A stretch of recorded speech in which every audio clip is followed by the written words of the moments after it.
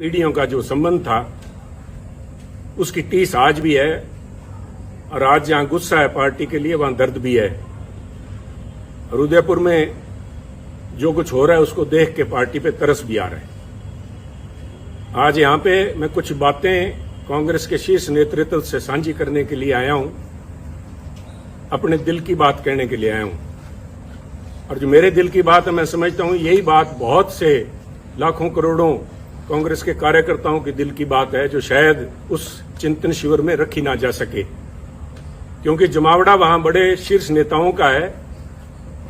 पर कितने शीर्ष नेता सिर्फ चीयर लीडर का रूप धारण करके रह जाएंगे या कितने लोग उनमें से सच के ऊपर पहरा देंगे, कड़वी और सच्ची बात कह पाएंगे, ये तो आज और कल का दिन ही बता पाएगा।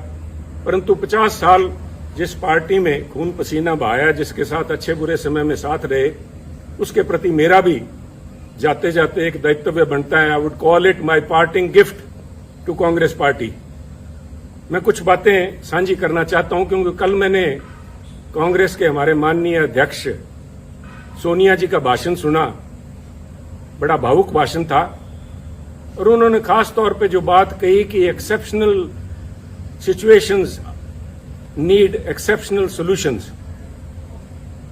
परंतु कल का जो प्रोग्राम मैंने देखा उस चिंतन शिविर का, वो मात्र एक औपचारिकता, एक फॉर्मेलिटी फुलफिल करने से ज्यादा कुछ भी नहीं था। आज समय जब है पार्टी को बचाने का, आज पार्टी का अस्तित्व जो है, party is facing existential crisis, और उस समय हम इस तरह से बिहेव कर रहे हैं जैसे राष्ट्र का दायित्व आज कांग्रेस पार्टी के कंधों पे है। कमेटियां बनाई गई हैं, 6 किस्म की कमेटियां हैं, जो कि फॉरेन पॉलिसी भारत की डिस्कस कर रही है, कोई इकोनॉमिक पॉलिसीज, आर्थिक पॉलिसीज के ऊपर डिस्कशन चल रही है, एग्रीकल्चर पॉलिसी के ऊपर डिस्कशन कर रही है। मेरा मानना है कि बिल्कुल कांग्रेस आज एक मेन अपोजिशन पार्टी है और हमारा ये फर्ज भी बनता है कि हम इन विषयों के ऊपर हमारी एक राय हो। परंतु उससे भी ज्यादा, जैसे कहते हैं कि घर को सजाने का तस्वुर तो है बहुत, घर को सजाने का तस्वुर तो है बहुत, पहले यह तो तय हो कि घर को बचाएं कैसे। पहले ये तो हम आपस में बैठ के नाता डिस्कस कर लें। मैं अपने आप की आज भी आदत नहीं जाती, मैं आप नेताओं से, कांग्रेस जन से बात कर रहा हूं कि आप ये तो तय करेंगे कांग्रेस को बचाओगे कैसे, क्योंकि अगर बचाने की नीयत होती है और ये एक मात्र औपचारिकता ना होके चिंता, यहां पे ये चिंता का शिविर होना चाहिए था, ना कि चिंतन का। चिंता तो दिखाई नहीं दी। अगर चिंता होती वास्तविक में तो वहां पे एक कमेटी, उन 6 कमेटियों के साथ कमेटी एक यूपी के ऊपर भी बनती कि उत्तर प्रदेश के अंदर कांग्रेस की ऐसी दुर्दशा क्यों हुई। 403 सीटों में से करीबन 390 सीट्स के ऊपर कांग्रेस के जो प्रत्याशी थे उनको मात्र 2000 वोट भी नहीं आ पाए।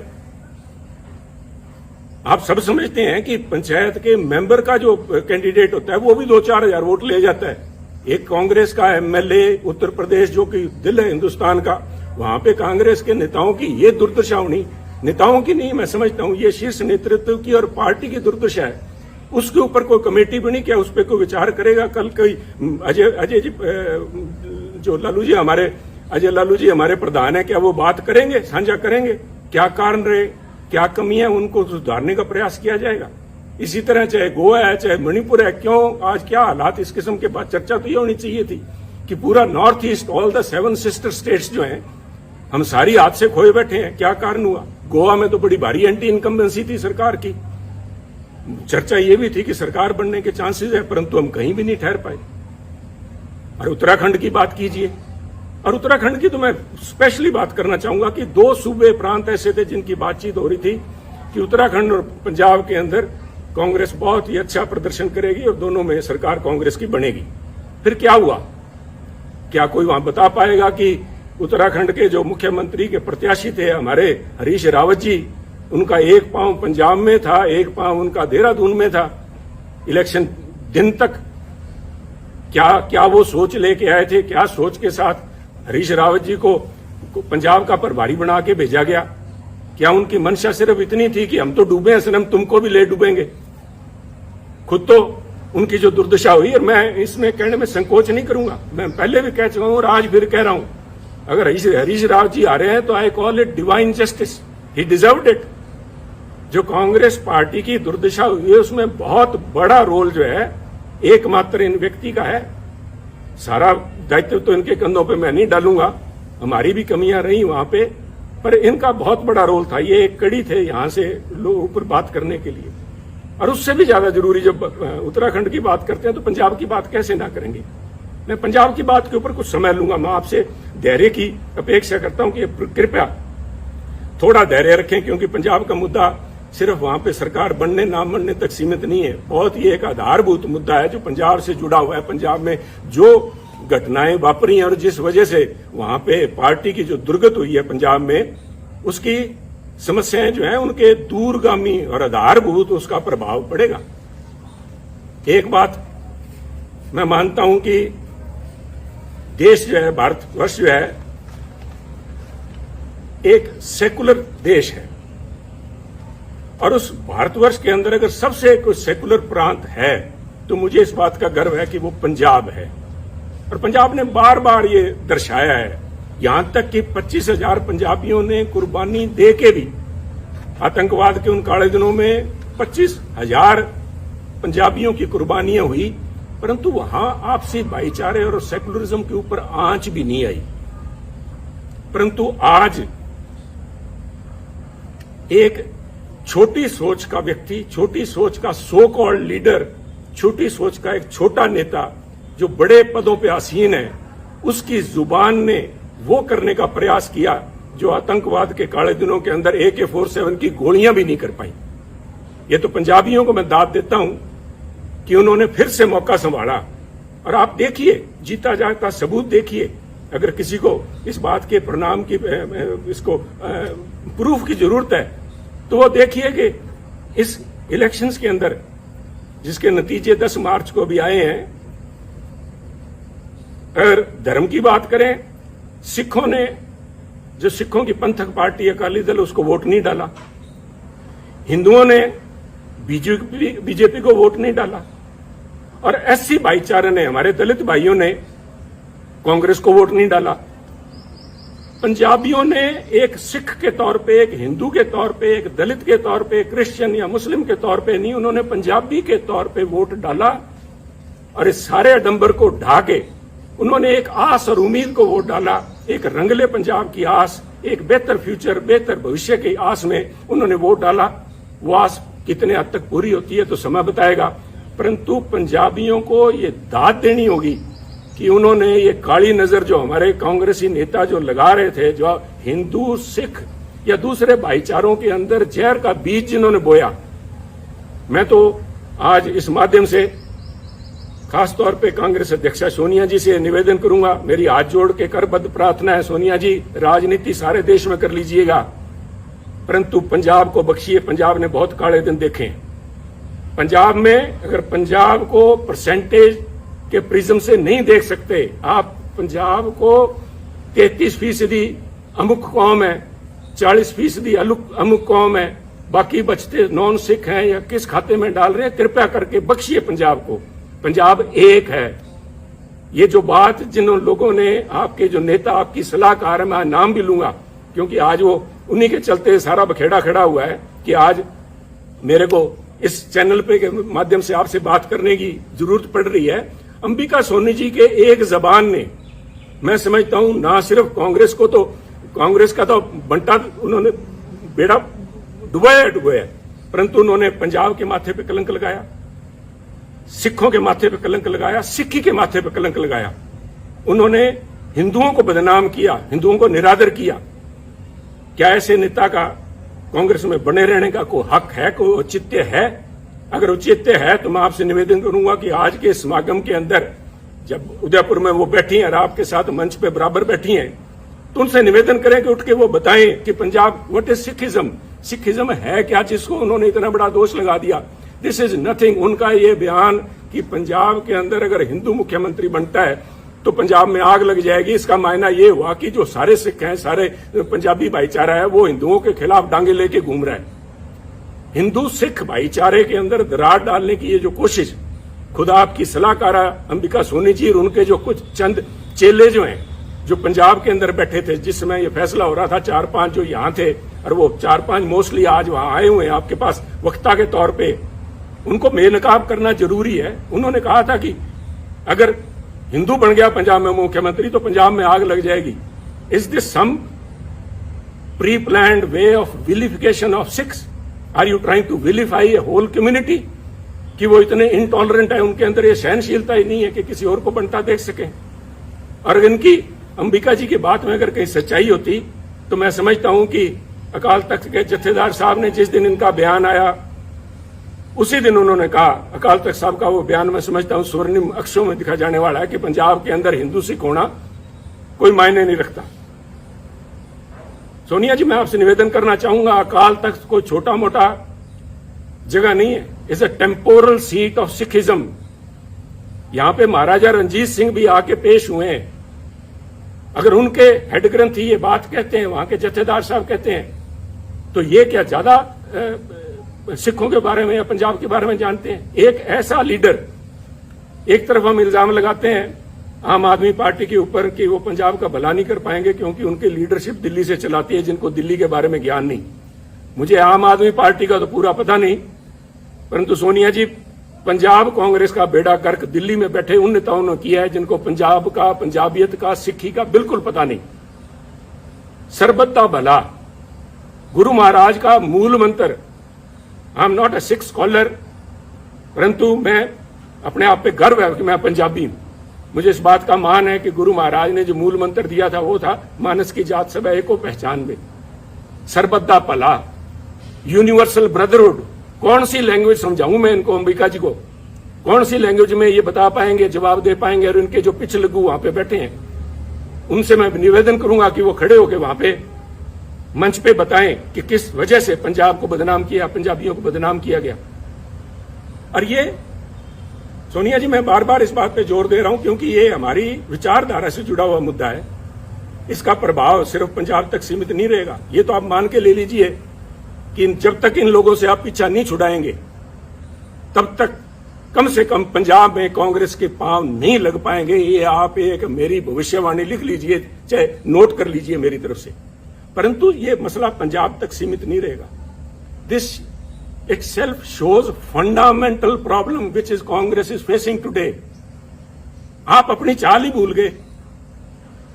आप अपने आप को, आप पे इल्जाम लगते हैं कांग्रेस पार्टी के ऊपर सूडो सेकुलरिज्म के, कभी सॉफ्ट हिंदुत्व के, और कभी इस किस्म के बयान आ जाते हैं जिनको कुछ लोग कहेंगे मेजोरिटेरियन एक्सट्रीम लिए बैठे हैं आप। इन बातों का आपके ऊपर जो प्रभाव पड़ेगा वो मैं समझता हूं, आप इन सारे जो इल्जाम लगते हैं आप इनको तस्दीक कर रहे हैं। ये लोग आपके पास मंच पे बैठे हैं, यू आर विटिंगली और अनविटिंगली एंडोर्सिंग देयर व्यू।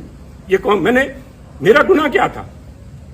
जब ये अंबिका जी का बयान आया, इनके चेलों का बयान आया कि पंजाब में अगर हिंदू मुख्यमंत्री बनता है आग लग जाएगी, तो मैंने कहा ये सोच कांग्रेस की सोच नहीं है। ये सोच किसी एक, I said a petty person, a small-minded person occupying high positions, and I meant your advisor, Ambika ji. Let me be honest with you. मेरे को फांसी लगानी है, लगाइए आप। मैं आज यहाँ सफाइयां देने के लिए नहीं आया आपके पास में। मैं तो आपको एक राय देने के लिए आया हूं, जो पंजाब की भावना आपके सामने रखना चाहता हूं। अगर इन लोगों को आज आप भी अपने साथ बिठाए बैठे हैं पंजाब में, आप भूल जाइए पंजाब के बारे में। इनको ना सिर्फ सिख, ना सिर्फ हिंदू, बल्कि पंजाब का एक एक बच्चा इनको कोसेगा और इनको ये परिणाम भुगतने पड़ेंगे, अंबिका जी को और इनके इन चेलों को, जिन्होंने यहाँ पे पंजाब कांग्रेस भवन में या होटल के कमरों में जाके अजय माकन जी को या हरीश रावत और उनको हरीश बायतू को जाके जो कहा था, इसका देना आपको देना पड़ेगा। परंतु आज अगर आप भी नहीं समझते, पंजाब के लोगों ने आपको जो कुछ दिखाया है उसके बाद भी अगर नहीं समझे, और आप आज भी, जैसे मैं समझता हूं it was a poor attempt to portray Congress as BSP in Punjab. आपने निर्णय, राहुल जी ने लिया, बड़ा अच्छा निर्णय था, सबसे पहले स्वागत मैंने किया था, that he has broken a glass ceiling. पर जिस तरीके से उसको प्रस्तुत किया गया, तो लोगों ने कहा कि अगर हमने जात पात और जाति के आधार पर वोट डालना है तो हम नकली बीएसपी को वोट क्यों डालें, असली बीएसपी को क्यों नहीं डाल लेते। और वही मसला आपके साथ, चाहे आप जब सॉफ्ट हिंदुत्व की बात करते हैं, लोग कहेंगे अगर वोट ही धर्म के नाम पे डालना है तो फिर बीजेपी को क्यों ना डाले, ये नकली बीजेपी को क्यों डाले। तो आप अपनी अपने वजूद पे रहिए। Don't this drift of your intellectual, you are losing the moorings, intellectual moorings. यही तो आपके पास सारा कुछ था। इसी विचारधारा के साथ तो लोग हमारे जैसे जुड़े थे। और आप में दूसरों में फर्क क्या है, इसका कौन जवाब देगा? ये जवाब तो आपको ढूंढने पड़ेंगे। इसके लिए किसी सलाहकार की जरूरत नहीं पड़ेगी। इसके साथ ही पंजाब की जब मैं बात करूंगा, मैं नहीं चाहता था कि मैं अपनी बात करूं। मैं यहां सफाई, फिर से कह रहा हूं, मैं सफाई देने के लिए यहां नहीं आया। मैं अपने एक एक शब्द के ऊपर आज कायम हूं। मैंने जब आपको कहा था कि ये जो दिल्ली के अंदर आपके पास लोग बैठे हैं, आपको आंखें दिखा के और बाहर जाके कहते हैं समझौता हमसे करने का प्रयास करिए कांग्रेस अध्यक्षा, उन्होंने ना सिर्फ आपकी पद की गरिमा को ठेस लगाई बल्कि कांग्रेस की सोच को भी ठेस लगाई। मैं आज भी उस बात पे पहरा देता हूं। परंतु मैं इसलिए कह रहा हूं कि मुद्दा मुझे नोटिस दिया गया, सो कॉल्ड नोटिस, वो तो हमको कहें काफिर, ये अल्लाह की मर्जी है। कमाल होगी साहब। मैं तो आपसे ये पूछना चाहता हूं, सोनिया जी शायद आपको मालूम नहीं था, मैं देखिए इतनी बड़ी संस्था है, आपके पास कितने ही पूर्व या एक्टिंग कांग्रेस प्रधान सूबों के रहे होंगे, शायद आपको नहीं पता था कि सुनील के पास कोई भी पद नहीं है। जब आपने सुनील के खिलाफ एक फरमान जारी किया कि सुनील को पार्टी के सभी पदों से निलंबित किया जाता है, मेरे पास पद था कौन सा साहब? मेरे पास तो एक विचारधारा है, वो आज भी मेरे पास है। मैं अपनी बात पे आज भी खड़ा हूं। आप कहीं बदल गए होंगे, आपकी सोच बदल गई होगी। सुनील तो जाखड़ तो जहां खड़ा था वहीं खड़ा। ये हमारी कमजोरी है, यही हमारी स्ट्रेंथ है। हम तो जहां हैं वहीं खड़े हैं। परंतु जिन्होंने, वो कहते हैं कि आपने संबंध विच्छेद नहीं किया सुनील जाखड़ से, आपने दिल तोड़ा है। दिल भी तोड़ा तो तूने सलीके से न तोड़ा। बेवफाई के भी कुछ आदाब होते हैं।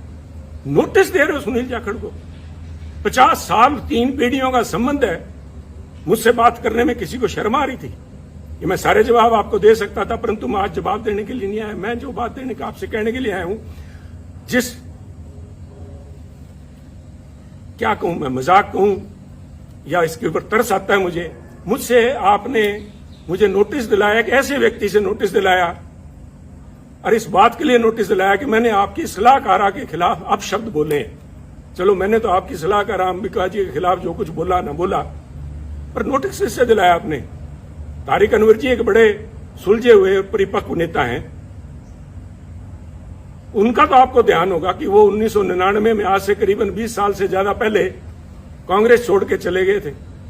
आपको ये भी पता होगा कि वो क्यों छोड़ के गए थे। वो ये कह के छोड़ के गए थे कि सोनिया गांधी एक विदेशी महिला हैं, और विदेशी महिला अगर इंडियन नेशनल कांग्रेस की अध्यक्षा बनती हैं तो मैं उसे कदापि सहन नहीं कर सकता। और यही तारिक अनवर साहब, संगवा साहब और पवार साहब के जाके इन्होंने सरकार, अपनी पार्टी बनाई थी। आप भूल गए क्या? कोई आपको बताने वाली, ये सलाहकार आपकी बताने वाली थी नहीं क्या? और ये क्या बताएंगी साहब? वो कहते नहीं, यहां तो और हर शाख पे उल्लू बैठा है। इन श्रीमती जी की, अंबिका सोनी जी की बताऊं मैं आपको। आप उनसे, हमें जिसके ऊपर मैंने इल्जाम लगाए, मैं आपके माध्यम से, सोनिया जी, मैं आपको, क्योंकि आप बड़े हैं, आप अध्यक्ष हैं, आपके माध्यम से एक स्पीकर के तौर पे मैं आपके माध्यम से कांग्रेस जनों से बात कर रहा हूं कि जिस व्यक्ति पे मैंने आरोप लगाए हो, क्या वो मेरे खिलाफ अनुशासन कमेटी में बैठ सकती है जज बन के? कहते वही कातिल, वही शाहिद और वही मुंसिफ ठहरे। वही कातिल, वही शाहिद और वही मुंसिफ ठहरे। ए खुदा, मैं अपने कत्ल का दावा करूं किस पे? मैं किसको जाके कहूं ये बात? ये मेरे पे फैसला करेगी। 1977 में कहां थी जब इमरजेंसी के बाद सोनिया जी परछाया छोड़ गया था कांग्रेसियों का? जो लोग थे, इन किस्म के जो वक्ती लोग थे, these are fair weather friends, they are fair weather warriors. Indira ji की चहेती थी ये, संजय जी के साथ ही मिलकर काम करती थी, इसलिए इंदिरा जी का इनके तरफ बड़ा मान सत्कार था। और उस मान सत्कार का नतीजा इसी अंबिका सोनी जी ने यह दिया कि 1977 में जब उनको अपने साथियों की जरूरत थी तो अंबिका जी सबसे पहले डूबते जहाज से छलांग मार के गई थी। जहाज से डूबने वालों को क्या कहते हैं मैं नहीं इस चक्कर में पड़ूंगा। और ना सिर्फ छलांग लगा के गई, ना सिर्फ उन्होंने यहां से कांग्रेस उर्स से चंडीगढ़ से इलेक्शन लड़ा जगन्नाथ कौशल जी के खिलाफ, कांग्रेस के प्रत्याशी के खिलाफ। इन्होंने मेरठ में जाके 84 में, फिर महसीना को दुबई जी बैठी होंगी, मैंने देखा नहीं कल प्रोग्राम में उनको। मैं अल्लाह ताला से यही दुआ करता हूं कि उनकी सेहत कायम रहे, वो यहां हो। उनसे पूछिएगा कि इन अंबिका सोनी जी ने इंदिरा जी के खिलाफ क्या क्या अभद्र भाषा इस्तेमाल की थी। आप बड़े दिल के नेता हैं राहुल जी, और आप भूल जाएंगे सोनिया जी, हम नहीं भूलते। हम तो गांठ बांध के बैठे हैं, और ऐसे लोगों को बेनकाब करना पड़ेगा। जब मैं ये बातें कर रहा हूं, जो मेरा ये किस्सा है, this is a case study in itself, the way Punjab issue has been handled from the very beginning. छोड़िए सुनील को उतारा गया जुलाई 2021 के अंदर ये कह के कि सुनील जाखड़ मुख्यमंत्री कैप्टन अमरिंदर सिंह जी के साथ मिलकर काम करता, उनका बहुत नजदीकी है, मिले हुए दोनों।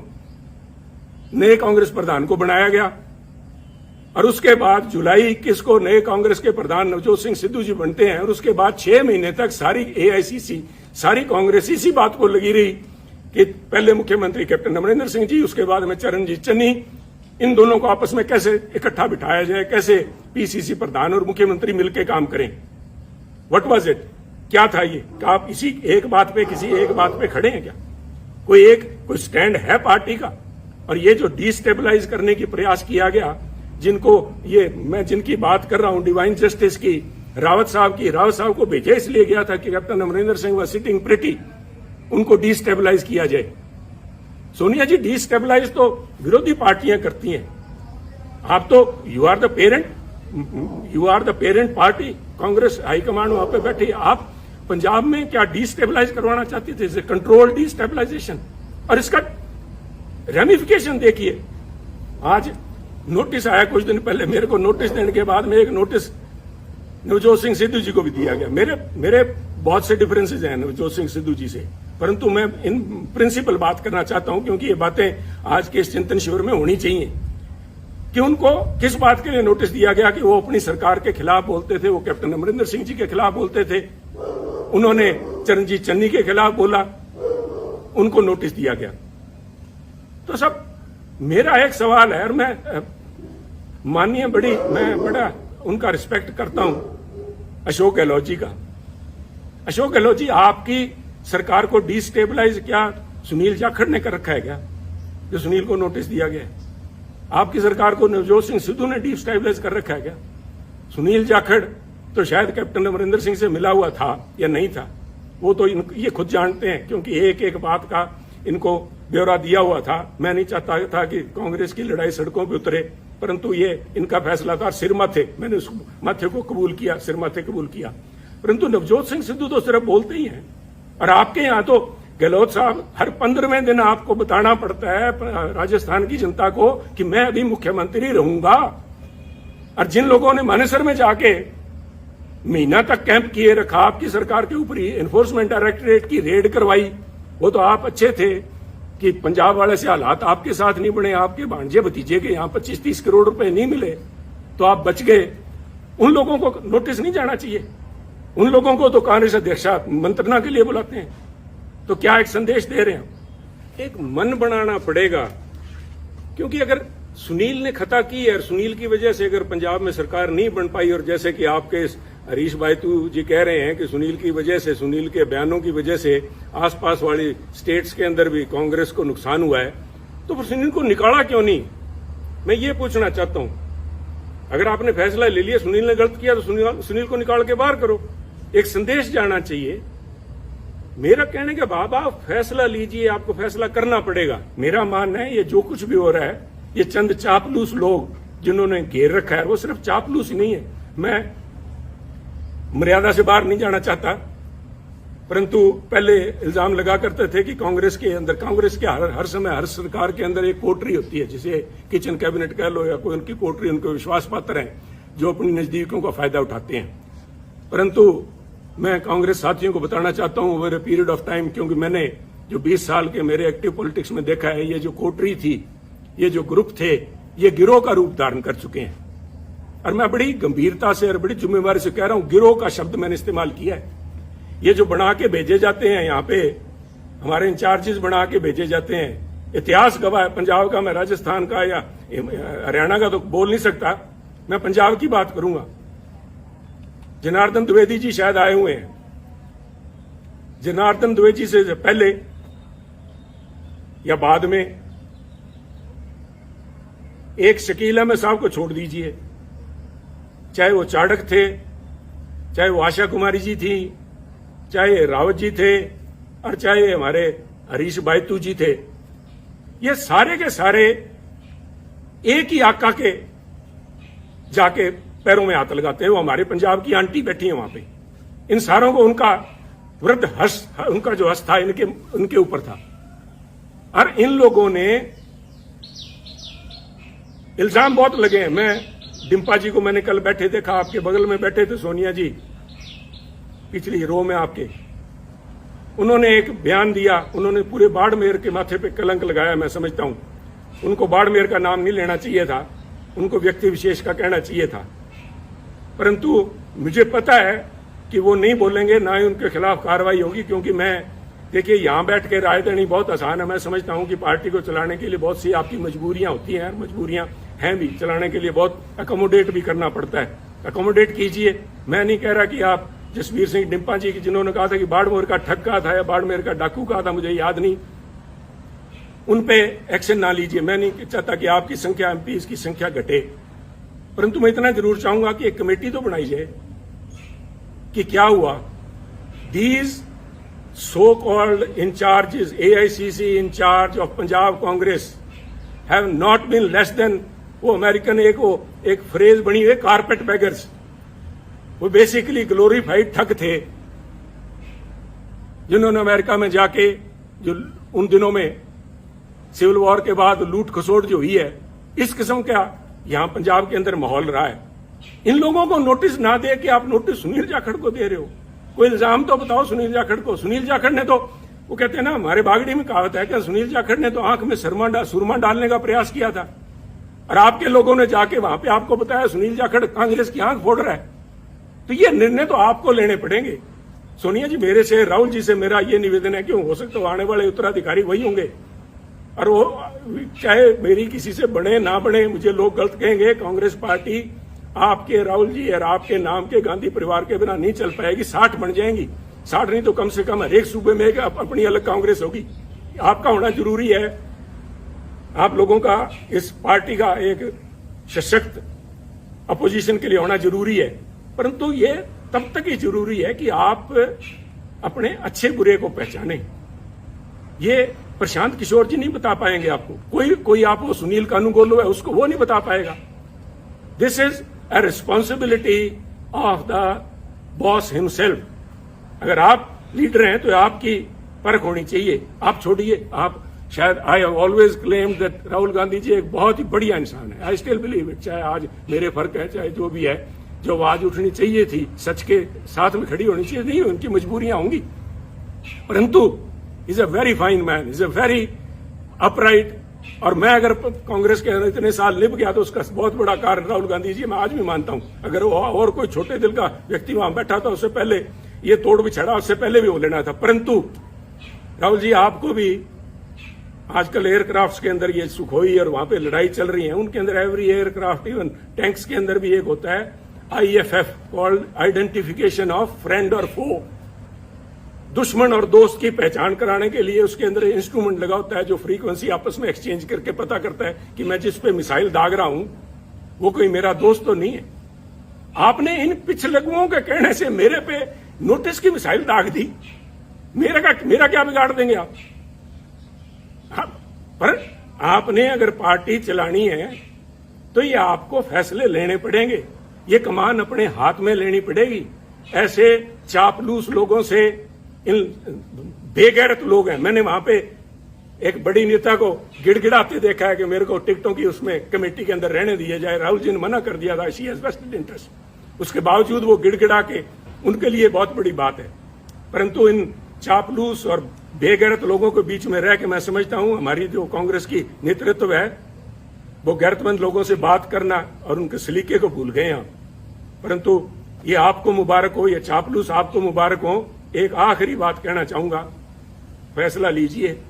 फैसले आपने लिए हैं, अच्छे लिए हैं, बुरे लिए हैं, समय बताएगा, फैसले तो लिए हैं। और मेरे फैसले के अंदर जो बात मैं खास तौर पे आखिर में आपसे कहना चाहता हूं, Sunil Jakhar case from notification to your recommendation of the disciplinary committee till the time you have finally asked Sunil to be removed from all positions. It shows what is basically ailing Congress party. आप भी फैसला नहीं ले पाए. ये क्या फैसला था? सुनील से पद ले लिए. क्या पद ले लिए? सुनील के पास कौन से पद थे जो आपने ले लिए?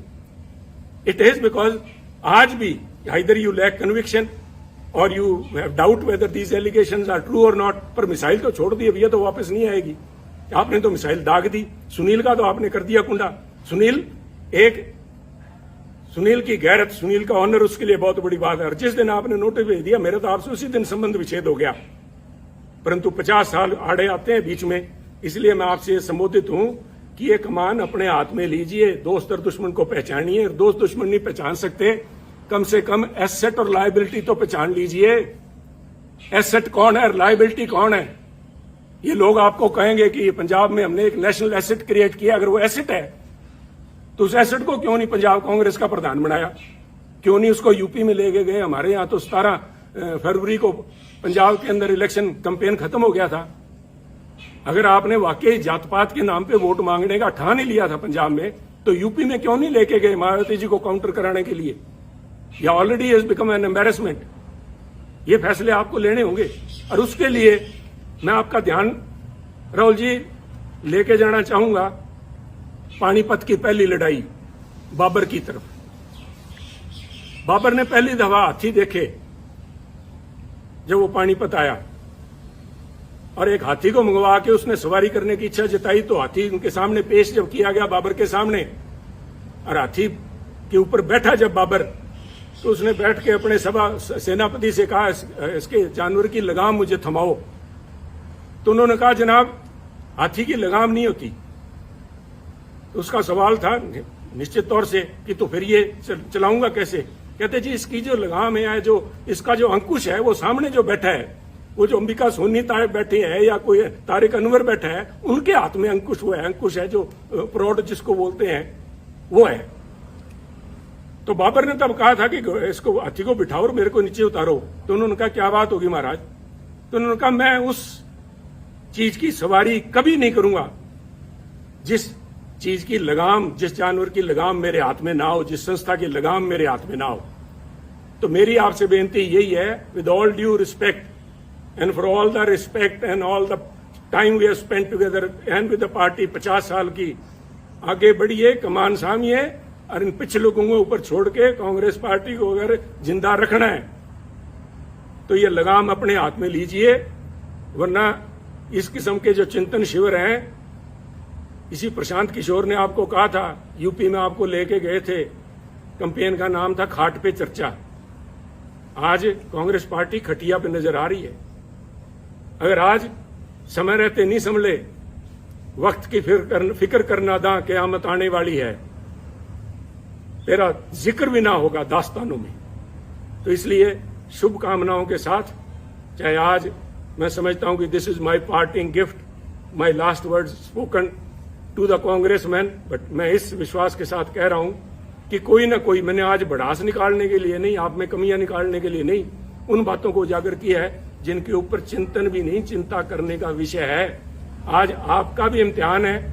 और वो जो 450 सो कॉल्ड सीनियर लीडरशिप बैठी है, आज मैं देखना चाहूंगा कि कितने लोग खड़े होकर सच्चाई पे पहरा देते हैं. कितने लोग खड़े होकर कहेंगे कि वो 5-4 जो पंजाब वाले आए हुए हैं जिन्होंने आग लगाने की बात की थी, उनको बाहर निकाला जाए हॉल से. उनको तो आपने स्पीकर बना रखा है. वो तो आज यहाँ पे आपके वर्कर्स को एड्रेस करेंगे, और जिनकी वो मुखिया हैं उनको मंच पे मठासीन है. तो आप देखिए, या आप जाने. मैं एक दफा फिर से, मैंने पहले भी जिस दिन नोटिस आया था उस दिन कहा था, good luck to Congress party, and today I again say good luck and goodbye Congress. जय हिंद.